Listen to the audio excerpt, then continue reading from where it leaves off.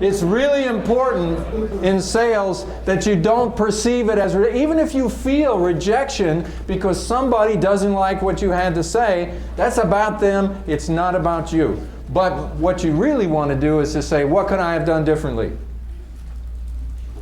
And if you can recover, I've seen some people that can't recover.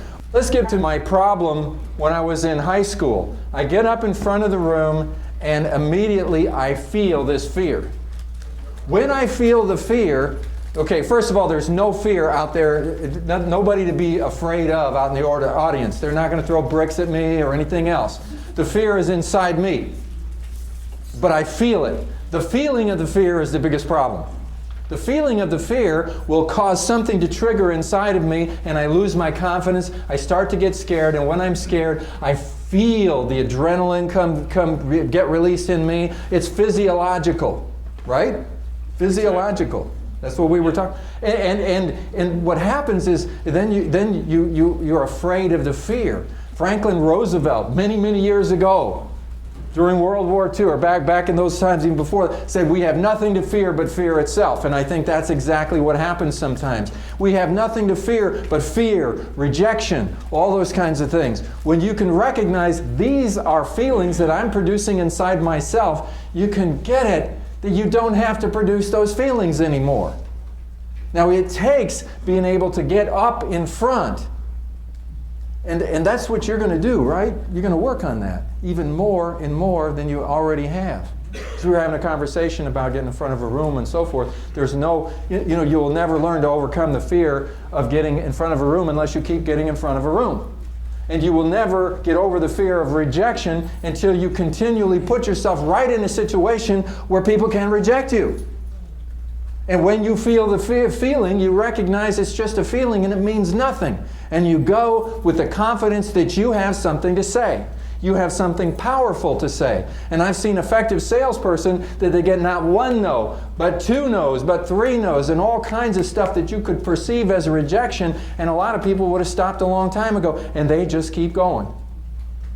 First sales training class I ever had many years ago, the instructor said, a no is a request for more information. That's a way of reframing it. You said no, maybe you really don't have enough information, and that's why in your limited scope of things, the way you're framing this conversation, you said no. And I can recognize that. That's why they say don't take no for an answer. Now, I don't mean be some kind of an obnoxious person that is not tuned into the person, just saying no matter what you say, I'm just going to keep going. But what I am saying, lots of times, what could cause you to feel a fear of rejection will cause you to think it's all over, and it's not all over unless you make it all over. And that's what we're talking about being a consultant, because as a consultant, we got to think about return on investment. To say, the economic times are bad, so I'm not going to invest in my business is a really stupid decision, don't you think?